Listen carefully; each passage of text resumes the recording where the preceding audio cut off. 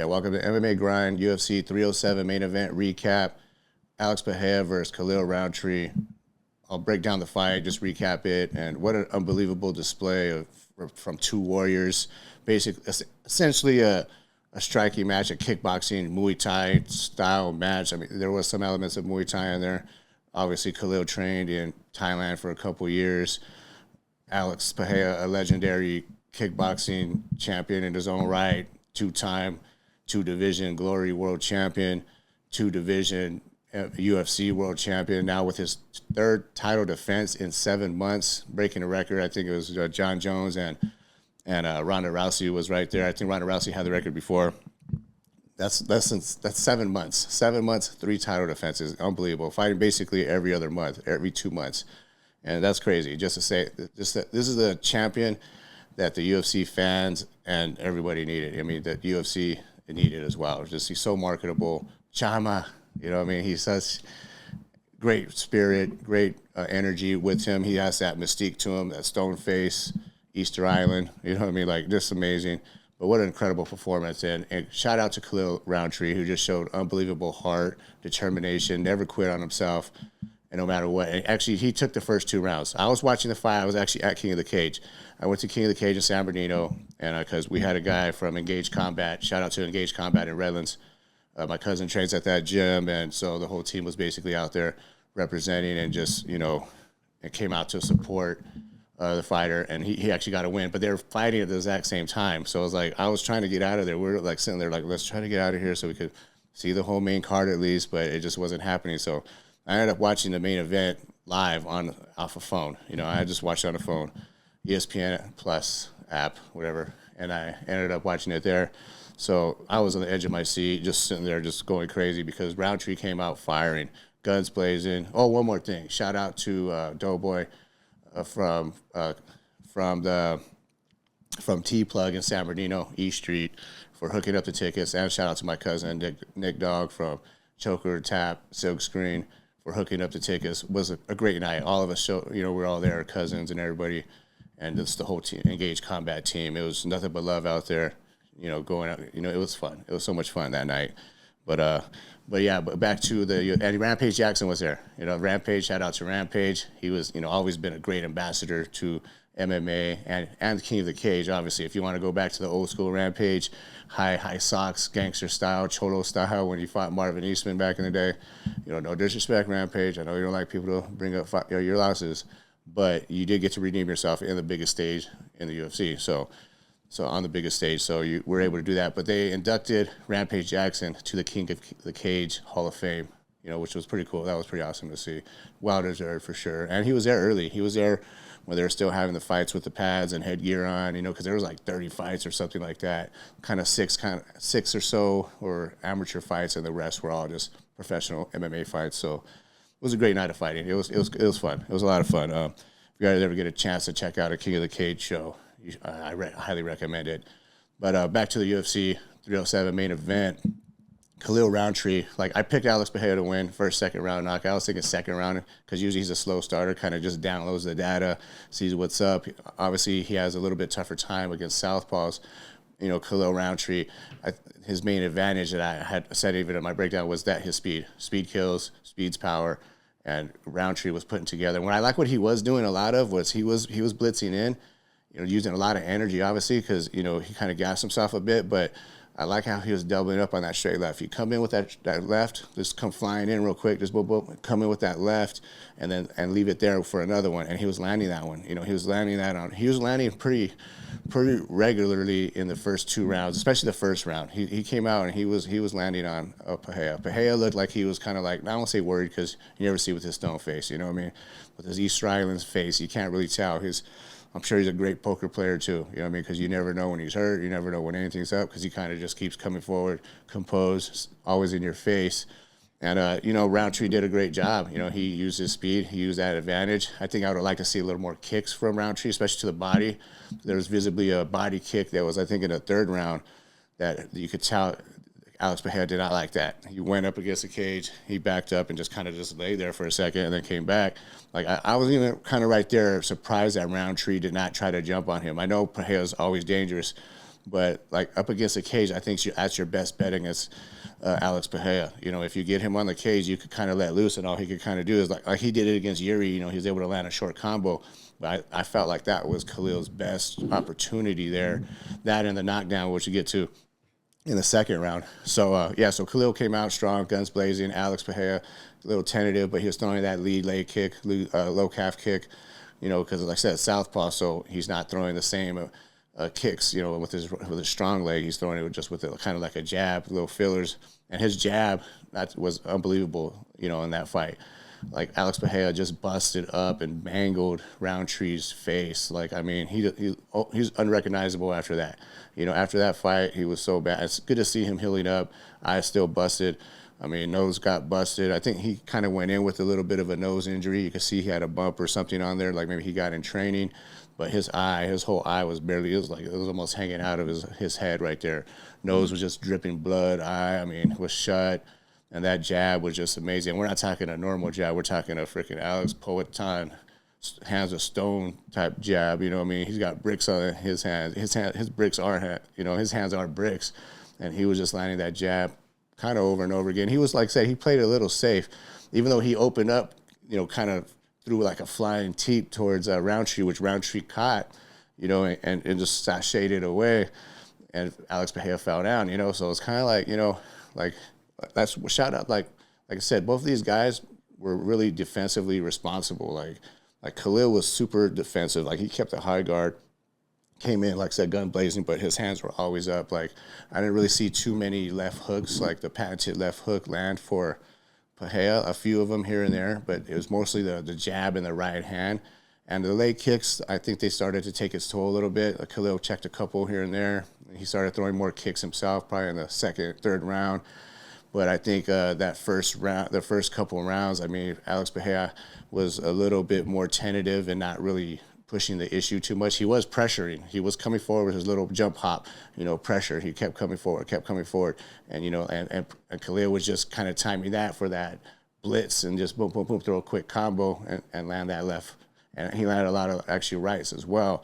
So first round definitely was Khalil. I mean, I thought it was close, but, you know, because, you know, Periera did land some nice shots. I think he landed a huge right hand in that where he just popped Khalil's head back. But I still would give that round to Khalil because he was landing the harder, more telling shots other than just kind of like little fillers, you know, that Periera was doing. You know, like I said, he was probably downloading data, kind of wanted. Also, we know Khalil Roundtree is a fast starter. Like, he's built for 3-round fights. This is his first title fight, 5-round fight.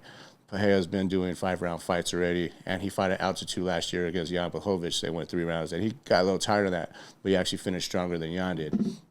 And Jan had a wrestling heavy attack in that fight. So we've seen it. You know, this fight, obviously we knew both guys were not going to go for takedowns. I had a feeling that Periera might try to do that because he's been working a lot of judo and grappling, that maybe he would try to change levels. I'm glad he didn't because I feel like that could zap your gas tank, especially at altitude. And we knew that he was battling. We know after the fact, but I kind of called it last week. I was like, you know what? I think Alex Periera don't sound right. His voice sounded kind of like, you know, like when you're sick or drawn or dehydrated. So I was even thinking maybe he had a bad weight cut, but it turns out he was sick. You know, he had like a cold or something. Had a couple of antibiotics, a couple of rounds of that. So I mean, definitely he wasn't 100%, but you could never tell because this guy just keeps coming and it keeps performing at the highest level on the biggest stage there is at the UFC main events. You know, so. But like Khalil just showed so much heart. Like second round, it was more of the same. I thought like Periera started having more success, starting to land the jab, a little more frequent with the kicks. He kept going with the high kick, with the right side high kick, and then he'd come back with the left low kick right after that. And I think it got a little bit where like Khalil was able to kind of time that and anticipate that, and he was blocking a lot of them. You know, he was blocking a lot of those high kicks. I mean, maybe 1 or 2 might have landed, but not flush. You know, like so.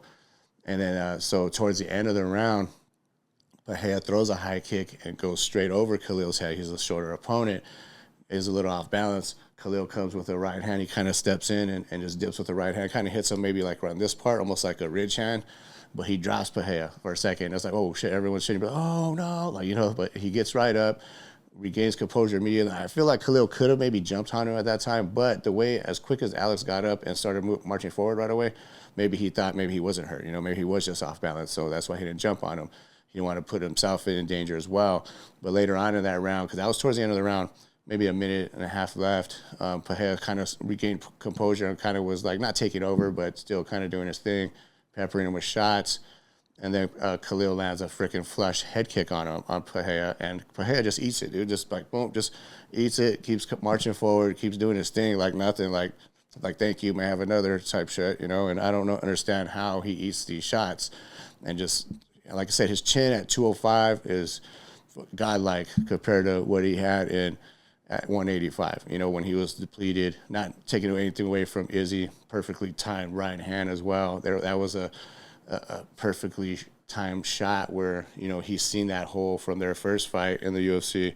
He was able to exploit it in the second one. So, I mean, he was able to do that, and that's speed's power too. So either way, he probably knocks out Periera with that. But at 205, who knows, you know, because his chin is definitely is a lot better. They were talking 20 pounds that, you know, he did not deplete himself. But it's just crazy how accurate, you know, Alex Periera is. For as offensive as he was, this is probably his highest output he's had in a fight, you know, and for him to be 62%, 61% accuracy is freaking amazing. Like, yeah, he had 60% of his significant strikes landed, 127 out of 209. You know, 32% for a Roundtree, basically 61 out of 191. So he did land a lot. That's the most anyone's probably landed on Periera.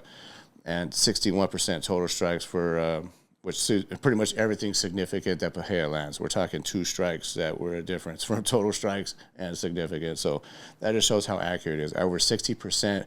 So to be that offensive and still be defensively responsible, and not always just with the high guard. He had a higher guard in this fight than he normally does. Usually he fights with his hands kind of low, so he can kind of just throw from the hip type of thing. You know, but he was obviously with the danger and the speed and power of Khalil Roundtree. He had his hands a little higher in this fight. But just with his footwork, you know, like he's always just he hits and he's right out of range. He takes a step back. He's right out of range and he's right back in. So it's like he'll throw his shots, you know, 1 or 2 at a time, maybe mostly one shot because Khalil was countering a lot, you know, like waiting for that shot just to explode. And then, you know, Periera would just take a step back and then take a step back right back in, or a hop right back in, where that little hop he does, steps right out of range, steps right back. So it's like you're always constantly being pressured, and he's always in position to throw. The only time he was out of position was he threw that head kick that missed, and maybe a couple of times he threw some leg kicks that missed, but he was able to recover fast enough and get right back into his defensive or his range that he likes. And that's what's so interesting about, that's what's so incredible what he does is no matter what, he's in your face throwing, like he's in position to throw he has all these freaking weapons to choose from. We're talking knees. He started landing knees, you know, with the tie clinch, leg kicks, uppercuts, body shots, that jab to the body, right hands. I mean, he has it all in his repertoire. He could throw a freaking high kick and still be right with no towel, no anything, no set, you know, no wind up where you're, arm swing, just boom, let's throw it like it's a jab almost, you know, we're talking a power shot. So it's like he is so like just so gifted at that. You know, his technique is just freaking insane. But, you know, third round, I mean, you could kind of tell Khalil Roundtree was starting to get tired. He started you could see towards the end of the third, mid to the third, you know, Periera was starting to stalk him a little more, walk him down, and kind of just, like I said, stay in that range where he was landing his shots. Khalil couldn't duck and dodge everything, so he was kind of getting tagged up a little bit. The eye started getting more busted up with the jab. That jab was like crazy. It was money all night. Started landing some better right hands too, you know, which is always the southpaw kryptonite is the right hand. But, you know, like you still got to be wary and careful with somebody explosive and fast as Khalil. So it's like, you know, like later on in the fight, that started to be more challenging. So the third round, you can see Khalil started fading a little, but he was covering up a lot more. And pretty much Alex started taking over. I think he started getting the timing in the second round, but then he got caught. So in the third round, he came out a little bit stronger. First 2 rounds, Khalil, and the next 2 were definitely Periera, you know, and Alex Periera. I guess the fourth round, then it obviously got ended. It finished in the fourth round, so that would have been either a 10-8 or 10-7 because it was just utter domination and just unbelievable display. It was like a video game. Alex Periera looked like a video game in the fourth round. He came out, like at the end of the third round, you could tell Khalil was gassed. He was throwing little leg kicks and stuff like that. It really had nothing on him. You know, he needed a break. You know, he was tired. Fourth round, you know, his coach says, you know, you got 10 minutes. This is it. This is all you got. 10 minutes to the title. it's yours if you want it, go take it. Basically, the coach did a good job, I think, John Wood, in the corner of Khalil, telling him exactly what's what, keeping it positive, but also realizing his fighter was a little, you could tell he was getting tired and wearing down. Oh yeah, what are your guys' thoughts? Like, do you think the coach should have thrown in the towel in the fourth round? Because I think the fight probably could have been stopped a minute before it was stopped. Because Alex Periera was literally landing everything he was throwing almost. He was just landing so much bombs, and like I said, he stayed so composed in that striking range where he was just using up my head movements. You could tell he gets in this little zone. It's like a video game. Fourth round, he was just walking down Khalil, like pretty much hands down and just kind of just pot shotting him, just boom, boom, everything. He would throw a punch, get right out, boom, throw another punch, move, boom, throw another punch. Just kind of popping him and grab a knee, just an effortless knee straight to the chin, just in a mid combo, just boom, make a miss, boom, make a miss, boom, knee, just like effortless. Like the way he does it is just insane. It's beautiful to watch.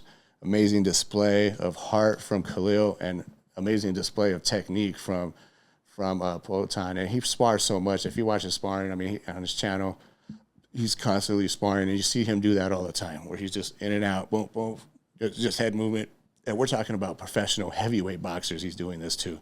So, so he definitely can take a punch for sure. Like, you can tell him eating punches, but he's still right there in range, and he's landing back, and he's always constantly throwing, constantly pressuring. And it was just a matter of time. He landed like some body shots. It was just like a whole 2 minute, like the whole fight was kind of, the whole last couple of rounds were like a systematic breakdown, beat down, where Alex Periera was just walking him down and just putting it on him, landing everything that he could, just pretty much, but not with over committing, not being overzealous, basically just staying in range and just popping him, not really just everything on his shots. Like Khalil was throwing pretty much everything on his shots, and maybe that's what gassed him out, but that was also probably his best chance to win, was land something big, and freaking try to take Periera out early. That probably, he did what he had to do, because that was probably his best opportunity to win the fight. He's not going to win a 5-round decision. Who knows, though? If he could have kept that pace up the first 2 rounds for the whole 5, then it would have been a different story, because then Periera probably would have laid back more. But once he's seen, wounded deer, duck or shark, or what, like a shark a fish in the water, or whatever you want to call it, just a wounded animal, he started just taking over and just walking into that line of fire. And he stays in that line of fire. That's what's so great. That's what people love him so much, because he's right there exchanging. He's just boom, boom. He's just missing, kind of like a Ilya Taporia head movement, where he just boom, boom, and landing, like just making you miss, land. Then he started landing some uppercuts, and then he started going to the body, and then that's what ultimately finished it. He just had Khalil basically covering up and just getting battered around the cage. But Khalil would flurry back and throw some haymakers just to keep him off him, kind of like, all right, motherfucker, stay off me, like I'm not ready yet, I'm not ready to die yet type thing, just, fighting for his life type thing. All busted up and everything, couldn't even see out of that eye probably. And Periera just finished the fight. The finishing sequence was literally like 2 minutes, Like, it was just like, just boom, boom. It was almost like a Rocky movie, like Apollo Creed, Rocky Balboa, whatever, like just taking a million shots and just, boom, just not saying Khalil didn't have defense, but it's just kind of, he was just like a sitting duck at that time, and just Periera was so accurate, 60%, just landing almost everything in that round, especially. So he was just kind of picking and choosing where he wanted to hit him type thing, and just boom, boom, battering him. The freaking dug a couple body shots. I think it was a right hand, left hook to the body. Just freaking, you could tell had a lot of power straight off from the hip. And then that uppercut just sent Khalil to the, just collapsing to the canvas. And, that's what I like about Periera too. You don't see him on jumping on people and trying to freaking kill the guy. He seen him drop. He stood over him for a second, seen it was over, walks away. No celebration, no jumping on the cage, jumping over the cage and trying to find Dana, none of that. Just kind of like, all right, I did my job, another day in the office, I got it done, and what's next? Or, whatever. He knew he wasn't feeling well, but you don't see him. Even when he fought, he beat Izzy, dude. He won the belt, He did not celebrate like that. That just shows that he's a sportsman. He's a classy guy, as far as he's ultra competitive. Obviously, he doesn't want to lose. Amazing fighter, amazing champion. What he's done, no one has ever done. We have not seen this in the UFC or any combat sports, where this guy just comes in and just takes over. And he's got to be in that pound for pound, number 1, number 2. And I see a lot of people giving him love, like Usman giving him that love over some guys that are wrestlers, giving him that pound for pound spot. And I think obviously you got John Jones there. John Jones, you Dana White all day is going to say John Jones is #1 pound for pound, and he is. He is the GOAT.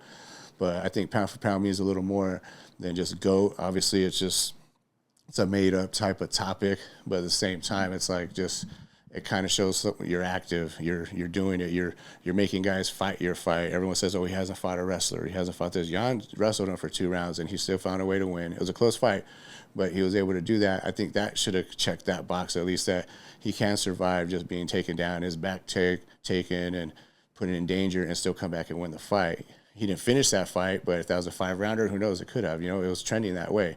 Jan was gassed out. He was getting beat up a little bit more in the second and third round, and it could have finished that way if that was a 5-rounder. Who knows? If they went for another round. So it's like you can't just judge it. You got guys, haters like freaking Henry Cejudo, Triple C, hating over here like, oh, he needs to fight a wrestler. Like, okay, well, what? Okay, what if Ankalaev goes out there and doesn't wrestle him? Now, oh, he still didn't get wrestled, so he can't be considered pound for pound. Like, who cares, dude? We can see he can grapple somewhat. He took down Izzy. He's not a grappler. He's not going to do that. If he's forcing you to fight his fight, I mean, that's kind of what pound for pound is too, and in multiple weight divisions. So it's like, and people are even talking about him going to heavyweight. He's talking about going to heavyweight. That'd be 3 weight divisions. What else could pound for pound mean? That means whatever your fucking weight, whatever you're weighing at and competing at and dominating at, winning, that's pound for pound, right? That's saying you're matching up pound for pound, like no matter what the weight is. You got the lighter guys can do that more because they can jump up in divisions. We're talking 20-pound differences in the divisions. 185 to 205, that's 20 pounds. Then you have heavyweight, it's anything over that or anything over 206. So, which obviously you want to be somewhere in the middle range at least, which he walks around at like 230, 240 or whatever it is. So, I mean, that's the definition of pound for pound, and dominating and making these guys fight your style. Like, you could try to take him down. Maybe you can't. Just like Jose Aldo back in the day, he was pound for pound king at one point. Kind of, always, like I said, John Jones is always going to be there, because he does the same thing. He's done 2 divisions as well, mostly 205. Only had a couple fights at heavyweight, but still, he's shown that he can do that. So it's like, and he's strong. He can hold his own anywhere. He can wrestle. He's more rounded. It's not like pound for pound means the most rounded fighter. Yeah, Islam Makhachev definitely more rounded, has a lot of tools, whatever. But on the feet, he's not doing what Poatan's doing. He's not just destroying people the way Poatan's destroying them. He had a close fight with Dustin Poirier his last fight. I mean, he had a lot of people thought he lost against Volkanovski, a smaller guy, in their first fight. I mean, I didn't think so. I thought he won the fight, but still, that's there. It's not like utter total domination and stuff like that, what Pereira's doing. He had one close fight against Jan. He lost against Izzy after he beat the Izzy, and we know he was weight drained. He was depleted.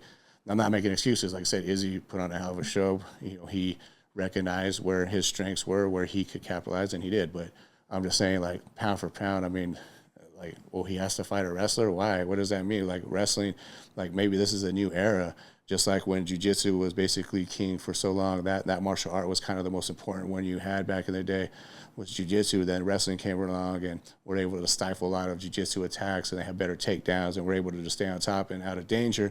Well, maybe it's shifting again now to the striker, like striker with some good takedown defense, with the basic knowledge of wrestling to stifle that and make you fight their game, It's just that the sport's always evolving. You can't just be like, there's some people, of course, I was the same way. I always thought wrestling was the best base for MMA, and maybe it still is. You got to have a general knowledge of it, of course. You have to have because half the fights end up on the ground. Most of the fights, there's that element where it could end up on the ground. But if you could stifle that and just keep them in your world, you're going to tell me like any of these great wrestlers or just wrestlers are going to stand if they can't take down Poatan? That fight's over. You know what I mean? It's just a matter of time. You know what I mean? So that's what pound for pound means to me. And I don't know what you guys think. Is he the pound for pound king right now? I mean, obviously we still got John Jones. He's got one or two more fights tops, and then he's going to retire. So obviously he's the GOAT, maybe the pound for pound GOAT as well. Never really lost. So it's like, but Poatan's right there. Other than John Jones, I would say you got to put him right there. And he's got to, as often as he's fighting short notice fights against whoever, you never hear him say, "Oh, I want this guy, I want that guy." He said he wanted Ankalaev. They just didn't get it to him because Ankalaev's being a little bitch and wants to fight only where he wants to fight. So it's like, like he can't call the shots like that. Well, I'll fight you in Abu Dhabi or whatever the fuck he wants to fight. Like, no, you fight wherever it makes sense for you guys to meet up and fight. So it's like he has this fight with Rakic. He might not get past Rakic What if he doesn't get Pat Rockage? Oh, all of a sudden, okay, Alex Periera is not pound for pound because he hasn't fought a wrestler or whatever. You know, like Ankalaev said he'll strike with them. So what does that mean if Alex destroys him? Oh, well, he's still not proven because, you know, like that's just saying that's bullshit by Henry Cejudo. He's just being a hater, you know. But I think Alex Botan's right there. I mean, he's climbing up that GOAT ladder for sure. I mean, obviously John Jones at the top of the ladder.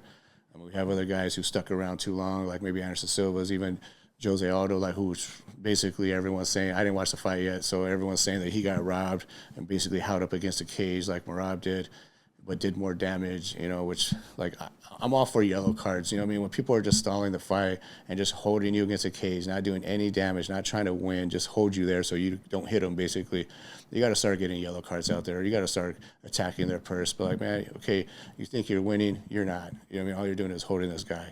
Here's a yellow card, 10 G's out of your freaking purse. And that's it. They got to start doing that. Implement some of they freaking basically bought Pride. So they bought Pride's collection or whatever. So let's implement some of those rules. You know what I mean? The knees to the ground of the opponent.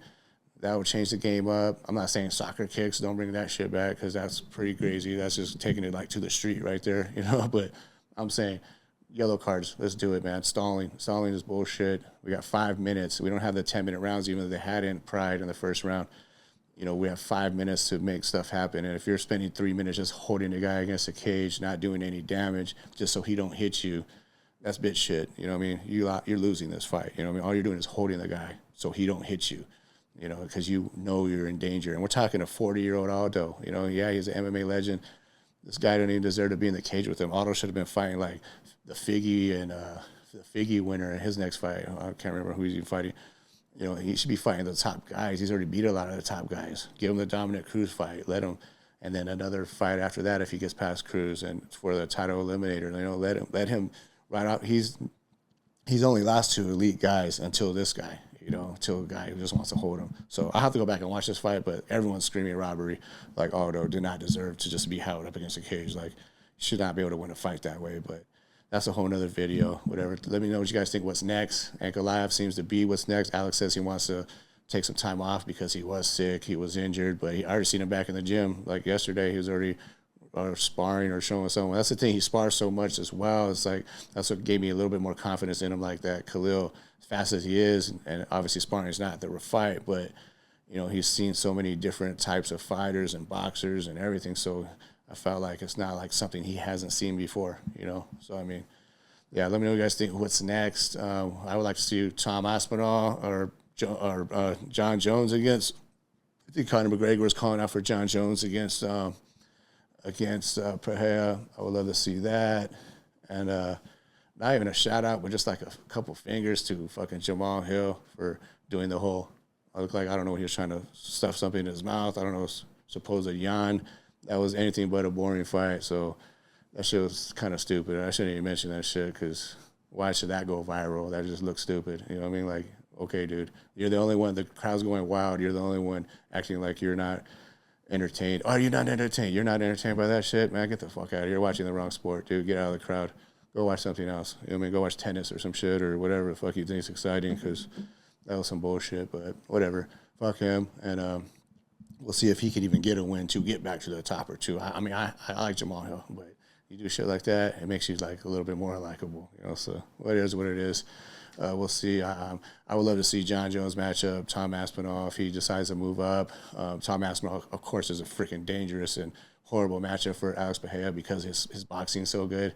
The ground game, I think maybe he'll try to take Pereira down, which could be to his detriment too because he still got to get in that range. But he's a lot faster. You know, he's fast. We've seen what Khalil was able to touch him. You know, Aspinall's will be a lot bigger dude, and he's fast, so he'll be able to touch him. And his boxing, I think he'll have more problems. Just like most Muay Thai fighters, they got problems with the boxers more because it's a different head movement, it's a different range, it's speed, all that. So different defensive responsibility, basically. So I could see Aspinall being a horrible matchup for him, but you never know. Could Poatan land some shit on him? He's sparred heavyweight guys. I mean, heavyweight champ type caliber. You know, I don't know if they're not world champions, but, you know, still, whatever. He's fought some high-level boxers in the heavyweight division, so it's possible. You know, we'll have to wait and see. But John Jones, I think that's awesome. I mean, John Jones would have to probably try to Cyril Gane him, take him down immediately, you know, like what he did against Cyril. But if he's not able to with those chicken legs, man, he's not eating a lot of those leg kicks, those low calf kicks.